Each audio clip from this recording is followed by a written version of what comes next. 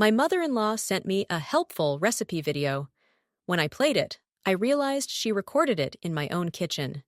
Hi everyone! Before we get into today's video, I need your help. We've noticed that the channel's reach has been dropping a bit, and one of the best ways you can support us is by subscribing. It's quick, free, and helps us keep bringing you new and interesting stories. Your support means the world to us, and together, we can grow this channel. Thank you so much. Now let's get to today's story. I'm writing from a temporary account for obvious reasons, and I've changed some details to protect my anonymity. I met David at university. He was kind, gentle, with this quiet humor that made you feel like you were the only person in the room who understood his jokes. We became friends first, the kind of friendship that slowly transforms into something deeper without you even noticing it happening. One day, I realized I was thinking about him before I went to bed. That's when I knew. When David asked me to meet his mother, I was nervous. I'd heard him talk about her, always with this complicated mix of love and something else, something he couldn't quite name. She's particular, he'd said. She cares a lot. Maybe too much sometimes. I thought I understood what he meant. I didn't, not really. Margaret was beautiful, I'll give her that. She had David's eyes, that same gentle brown, but where his held warmth, hers held something sharper. She greeted me at their family home with a smile that didn't quite reach those eyes. She was wearing an apron, and there was flour on her hands. David says you can cook, she said, shaking my hand with a grip that lasted just a beat too long. That was the first thing she ever said to me. Looking back now, I realized that sentence was a test. I wasn't being welcomed into the family, I was being assessed, and I'd already failed somehow, though I didn't know it yet. I cook, I replied, trying to smile back. Not as well as most people, but I enjoy it. That's sweet, Margaret said, turning back to whatever she was preparing. But David was raised on real home cooking. Nothing store-bought, nothing pre-made. I made everything from scratch. She said it so casually, with that same pleasant tone, but the message was clear. Your cooking will never be enough. I should have noticed that moment as a warning, but I was in love, and I was young enough to believe that kindness and effort could bridge any gap. I thought if I just tried hard enough, if I was patient enough, if I was good enough, Margaret would eventually accept me. I thought love was a currency that could buy acceptance. I was so wrong. David and I dated for 3 years before he proposed. 3 years of Sundays at Margaret's house, where she would critique the way I cut vegetables, suggest that my apartment wasn't clean enough, comment on what I wore in a way that made me second-guess my own taste. 3 years of me nodding, smiling, trying. Always trying. She just cares, David would say when I mentioned something hurtful she'd said. She doesn't mean anything by it. But she did. Looking back now, I can see that every criticism, every suggestion, every pointed comment was a brick in a wall she was building between me and safety. Between me and the life I thought I was building. We got married. We bought a house, a beautiful old Victorian with high ceilings and original hardwood floors. It was our dream. We'd spent weekends looking at it, talking about how we'd renovate it, what furniture we'd get. It felt like the beginning of our real life. Margaret visited the day after we got the keys. She walked through every room, trailing her fingers across the countertops, opening cabinets, looking into closets. She was still smiling that smile.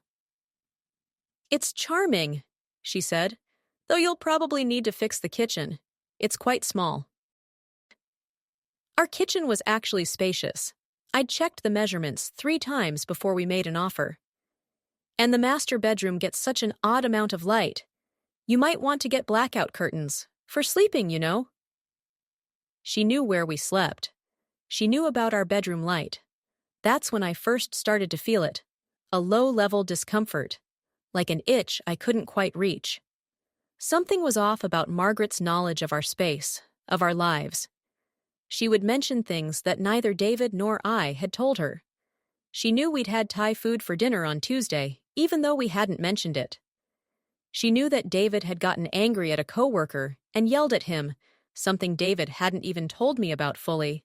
When I asked how she knew, she'd laugh it off. "Oh, David mentioned it," she'd say. Or, "I just remembered you talking about it." But we hadn't. I was almost certain we hadn't. The visits started increasing. Margaret would pop over while she was in the neighborhood. The neighborhood was 40 minutes away. She'd let herself in through the back door, a door we'd left unlocked for the landscapers once, and apparently she'd noticed. She'd just come in to check on things, or make sure you're keeping the house nice. Once, I found her in our bedroom, making the bed. She was smoothing out the duvet, plumping the pillows. She'd taken off her shoes and was walking around in her stockings, making herself completely at home in my most private space. "I was just making sure things were done properly," she said, when I stood frozen in the doorway. "You two are so busy with work, I thought I'd help." I didn't want her help. I wanted her out of my bedroom. But I didn't say that. I said thank you. I always said thank you. David was working long hours at a new job. He was excited about the position, about the career opportunities, but it meant he wasn't home much. It was just me in the house most days. And increasingly, it felt like Margaret and the house and me. She started leaving things. A casserole in the freezer with a note. For when you're too tired to cook properly. A bottle of expensive floor cleaner, placed prominently in the laundry room, with a little card attached. For those harder-to-clean stains. A book on interior design, sitting on our coffee table, with certain pages bookmarked. Each item was a small invasion, a way of saying, "Your efforts aren't good enough. Let me show you how to do this right." The kitchen became her particular territory of judgment. She'd open our refrigerator and make comments about what we were eating. "So much processed food," she'd say, picking up a yogurt container like it was contaminated. "I would have thought you'd take better care of yourself." She'd move things around. I'd put the dishes in the cabinet one way, and the next time I opened it, they'd been reorganized according to her system. She'd buy us new dishware, leaving it on the counter with a note. "These are better quality. The ones you have are just too basic." But the worst part was the knowing. The invasive, creeping knowledge she had about our lives that she shouldn't have had. She'd mention conversations David and I had in our bedroom. She'd know when we'd had friends over, what we'd served them, who had said what. She knew about an argument we'd had, a real fight, not just a disagreement that we'd never told anyone about. I started to feel paranoid. I began checking locks obsessively. I'd leave little things out to see if they'd been moved, a pen on the counter, a book on the nightstand. And they would be moved. Not much, just enough that I'd notice. Just enough to know. David didn't believe me at first. When I tried to explain my concerns, he'd look at me with this expression of confusion and concern, like I was the one being unreasonable. "My mother wouldn't do that," he'd say. "She's not some kind of spy." But I had facts, concrete details. She knew things she shouldn't have known. When I confronted Margaret directly, she'd laugh it off or turn it around. "You must have mentioned it," she'd say breezily. Or maybe David told me. "You know how he forgets what he's already told me." He didn't forget. But everyone believed her. Or rather, they didn't want to believe me, because believing me would mean admitting that Margaret was something other than the loving, slightly overbearing mother everyone thought she was. So I stopped trying to tell people. I just became more and more convinced that something was very wrong, that something about this situation had moved from uncomfortable into dangerous territory. But I couldn't quite articulate it. I couldn't quite prove it. And I was tired. So tired of being vigilant, of checking locks, of finding my things moved and rearranged. Tired of the constant low-level anxiety that came with living in a space that no longer felt entirely like mine. It arrived on a Tuesday morning. A message from Margaret in our family group chat. Just a link with a caption. "Found this recipe online. It looked so simple. Thought you might like to try it, Sarah." Sometimes simple is best. The emoji made my stomach twist. Margaret didn't usually use emojis. It felt mocking somehow, though I couldn't explain why. I was making coffee when the notification came through. I didn't click on it immediately. There was something about the message that felt wrong, a sense of anticipation in the phrasing, like she was waiting for me to open it. Like this wasn't just a recipe link, like it was something else. I sat down. I opened the link on my phone. The video started to play. It was a recipe video, or at least it looked like one at first. Margaret was on screen, standing in a kitchen, smiling at the camera, with that same smile she'd given me years ago at my first meeting with her. She was wearing an apron and holding a wooden spoon. She was talking about some kind of pasta sauce, demonstrating how to properly chop garlic. The key is to chop it fine, she was saying, but not so fine that it loses its texture. You want each piece to have character. I watched for maybe 10 seconds before my brain caught up to what my eyes were seeing. Because that kitchen was mine. Not similar to mine. Not a kitchen that looked like mine. My kitchen. I could see my white subway tile backsplash. I could see my copper pendant lights that I'd saved up for months to buy. I could see, in the background, slightly out of focus, my refrigerator. The refrigerator with the specific photos on it, photos of David and me at our wedding. A picture of my sister. A postcard from Greece that my best friend had sent me. I could see my life. Through Margaret's eyes. In my own space. My hand was shaking so badly, I nearly dropped the phone. I rewound the video. I played it again. There was no doubt. This was definitely my kitchen. Every detail confirmed it. The way the light came through the window in a specific pattern. The small chip on the counter that I'd been meaning to have fixed. The exact arrangement of things on my open shelving. Margaret was filming recipes in my kitchen. How long? When? How many times had she been in my home without me knowing? I watched the video again. And again. Each time, my horror deepened. The camera panned slightly, showing more of the kitchen. I could see in the background, on a small shelf, a notebook that was mine. Personal notes. A journal I'd left open on my kitchen counter, not thinking anyone would ever see it. Margaret had seen my most private thoughts. She'd been in my home, in my kitchen, recording content, making the space into her backdrop, like my life was just a prop for her to use. I felt cold, not just cool, but cold in a way that started at my core and radiated outward. The kind of cold that comes with violation. With violation, I got it. It wasn't abstract concern anymore. It wasn't me being paranoid or overthinking. This was concrete. This was real. Someone had been in my home without my knowledge or permission, had been intimate enough with my space to use it as their own, had violated my privacy in a way that made me feel physically sick. I must have made a sound, because David came into the kitchen, coffee cup in hand, and found me sitting at the table, phone held loosely in my hand, staring at nothing. "Sarah, what's wrong? Are you sick?" I couldn't speak. I handed him the phone. I watched his face as he watched the video. I waited for the same realization to dawn on him that had crashed over me like a wave. It didn't. Instead, his expression shifted to confusion, then something that looked almost like amusement. "That's just my mom," he said. "Making a recipe video. Why are you so upset?" I stared at him. "David, that's our kitchen." He looked at the video again. I could see him processing this, but slowly, like he was moving through molasses. "Yeah," he said finally. "I guess it is. My mom probably made something here when she was visiting and decided to film it. That's actually kind of sweet. She's trying to share recipes with us." Sweet. He thought it was sweet. "David, she didn't ask permission," I said carefully, trying to control my voice. "She didn't tell us she was filming. She just came into our home and used our space without telling us. Don't you see how that's a violation?" He handed me back the phone. He looked uncomfortable, the way he always did when I tried to bring up Margaret's behavior. "I think you're overreacting," he said quietly. "It's just a video. It's not like she was doing anything malicious. She was just in our kitchen. She's been in our kitchen 100 times." "Not like this," I said.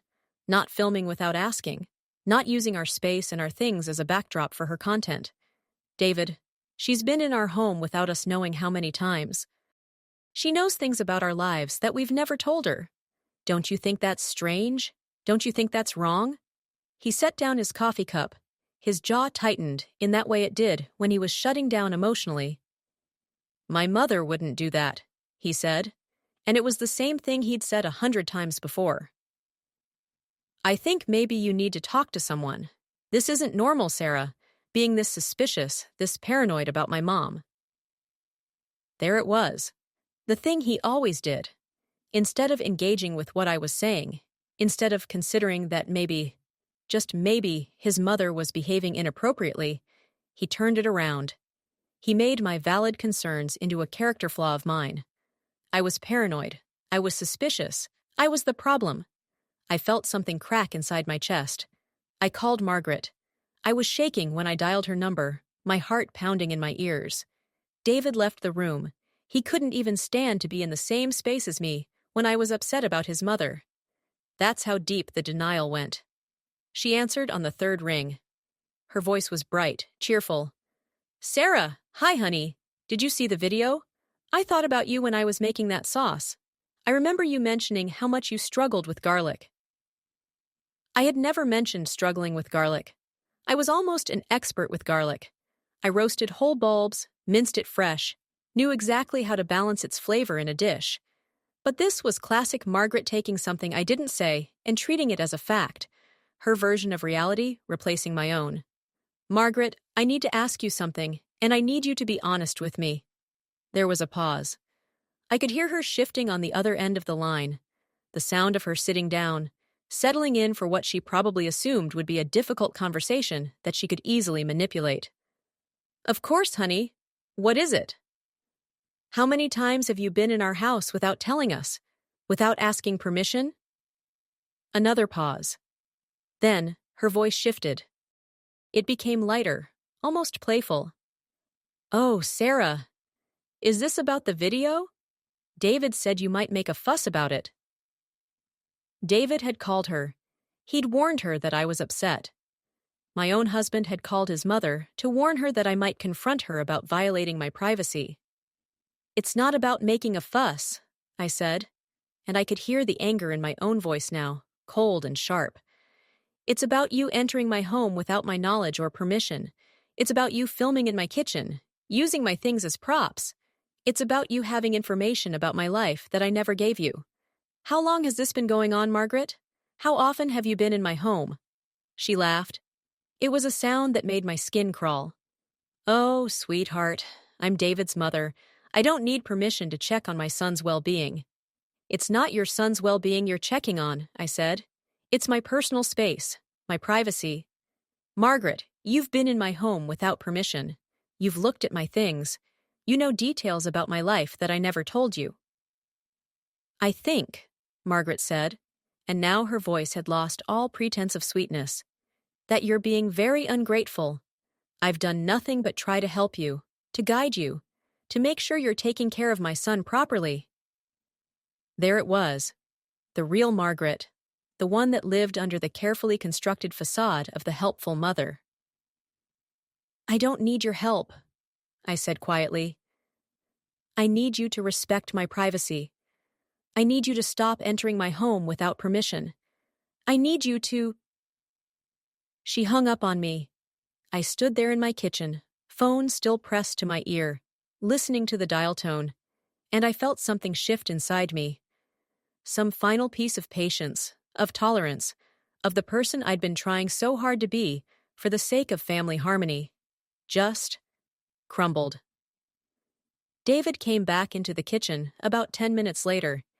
He'd been upstairs in the bedroom, probably texting his mother, coordinating their version of events, figuring out how to handle his unreasonable wife. Did you call my mother? He asked. Yes. She's very upset. Good, I said. And I meant it.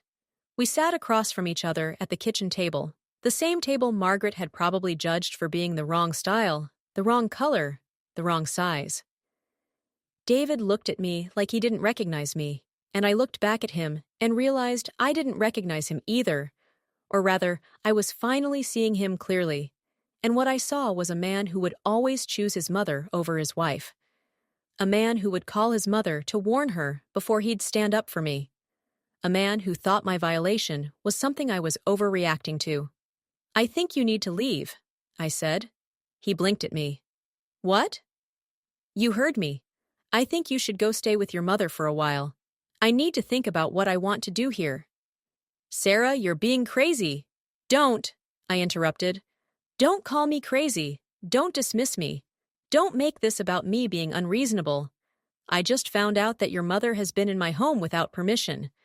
I confronted her about it. And instead of supporting me, instead of protecting our privacy as a couple, you called her to warn her. You chose her side before I even opened my mouth. So yes, I think you should go." He left that evening. He packed a bag and drove to his mother's house, and I watched him go with a strange sense of calm, like something that had been twisted inside me had finally straightened out. I changed the locks the next day. I called a locksmith, paid the money, and had new locks installed on every door. When David asked for a key, I told him no. Not until we figured out what was happening. Not until he understood what had happened. He was angry. He called constantly. He said I was being unreasonable, that I was overreacting, that I was destroying our marriage over nothing. His mother called. She left voicemails. She sent texts. She tried every manipulation, every guilt trip, every emotional trick she had in her arsenal. I didn't respond to any of it. Instead, I did something I should have done months before. I called a therapist. I told her everything, the comments, the invasions, the knowledge Margaret shouldn't have had, the video. And the therapist listened, and she didn't tell me I was overreacting. She told me that what I was describing sounded like a serious boundary violation, and that it was understandable that I was upset.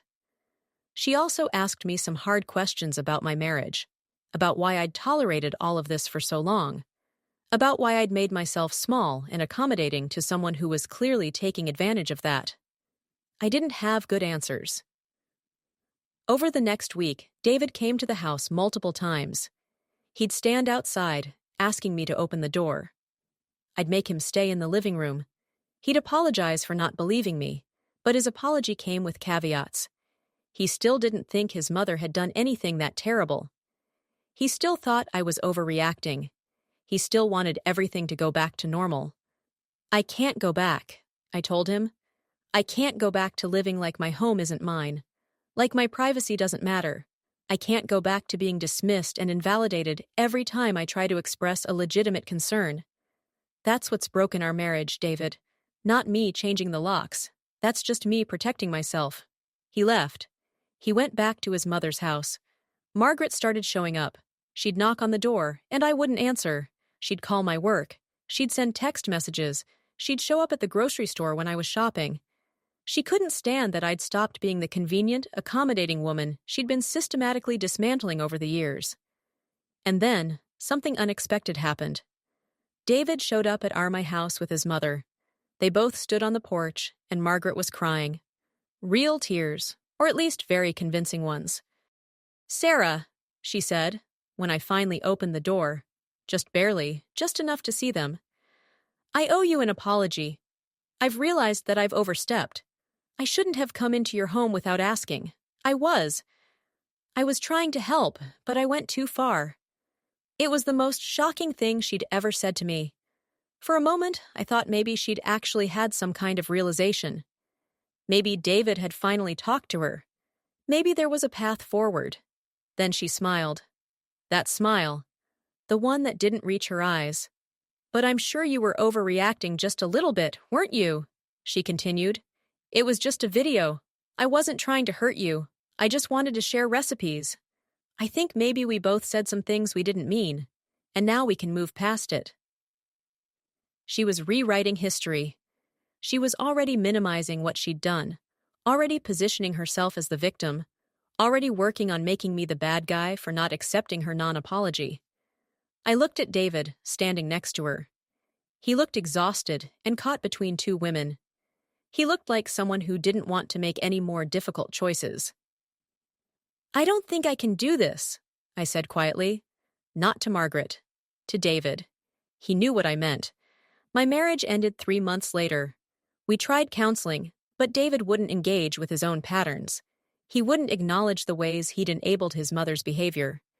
He wouldn't accept responsibility for his choice to protect her over me. The therapist finally said something to me privately. You can't make someone see their own dysfunction if they're not willing to look. The divorce was amicable, mostly because David didn't fight me on anything. We split our possessions. I kept the house. He moved in with his mother, which made a certain kind of sense. They were both more comfortable with that dynamic anyway. But here's the thing that I didn't expect. The story got out. A mutual friend heard about the video and told other people. People started asking questions. And finally, people started actually listening to me instead of to Margaret's careful reframing of events. It turned out Margaret had been doing this for years. Not just with me. With other women David had dated. She'd let herself into their homes. She'd made comments about their cooking, their cleaning, their appearance. She'd positioned herself as a helpful presence while systematically undermining their confidence. One of David's exes reached out to me.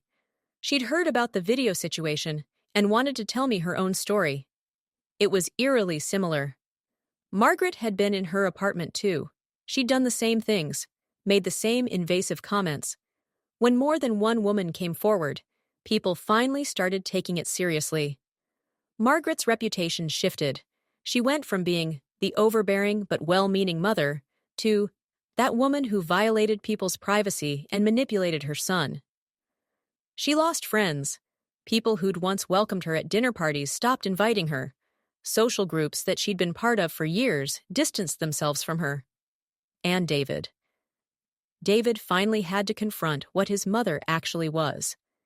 He went to therapy, real therapy, where someone helped him see how her behavior had affected him, how her need to control and invade had shaped the way he related to other people, how his loyalty to her had come at the cost of his own integrity and his marriage. He apologized to me, a real one, not with caveats or minimization, but with genuine understanding of what he'd done and what his choices had cost. We didn't get back together. That bridge was burned, and for good reason. But we did come to a place of mutual respect and understanding. He acknowledged that I had been right all along, that my concerns had been valid, that my need to protect myself had been not just reasonable, but necessary. I'm telling you this story not because it has a neat, tidy ending, but because I think it's important to talk about what happens when we silence ourselves for the sake of keeping the peace, when we minimize our own needs to accommodate someone else's dysfunction, when we accept crumbs of kindness in exchange for the systematic erosion of our own boundaries. I stayed in that house for a long time after the divorce, partly because I needed to prove something to myself, that I could reclaim it, that it was mine again, that I could feel safe there. But eventually, I sold it. Not because Margaret had tainted it, but because I realized I didn't need to carry that weight anymore. The house had memories, both good and bad. I was ready for something new. I'm dating again. Cautiously, carefully. But I'm not the same woman I was when I met David. I don't accept bad behavior wrapped up in the language of care. I don't minimize my own needs to make someone else more comfortable. I don't pretend that invasive behavior is just how families are. I've rebuilt my sense of safety. It took time. There was a period where I couldn't sleep properly because I kept checking the locks, where I'd wake up panicked, convinced someone was in my home. But I worked through it with my therapist, and now I sleep peacefully. The recipe video is still out there, I think, on whatever platform Margaret posted it to. I never checked. I don't need to. I know what it showed. I know what it represented. And I know that my response changing the locks, setting boundaries, protecting myself was exactly right. Margaret still tries to contact me sometimes. She'll send me messages during holidays. She'll ask David how I'm doing. She'll present herself as reformed, as someone who's learned her lesson. But I see her clearly now. I see through the performance to the real Margaret, underneath the one who couldn't respect other people's privacy or autonomy, who had to control and manipulate to feel safe, who hurt people and then acted like they were unreasonable for being hurt. I don't hate her. Hate would require me to care more than I do. Instead, I feel something like pity. She had a son who loved her, and she loved him in a way that was so twisted and controlling that it nearly destroyed his ability to have healthy relationships. She had the chance to be better, to be less invasive, to respect boundaries. She chose not to. That's her loss, not mine. I'm writing this now because I want other women to know, if you feel like something is wrong, trust that instinct. If someone is violating your privacy, that's not okay, no matter what relationship you have to them. If your partner chooses their family over you consistently, that's information about what kind of partner they're going to be. And most importantly, your home is your sanctuary. Your boundaries are not negotiable, and you don't have to set yourself on fire to keep anyone else warm. The kitchen is mine now. Every appliance, every cabinet, every corner of it is mine, and I'm the only one who decides who gets to be there. And that, finally, is enough.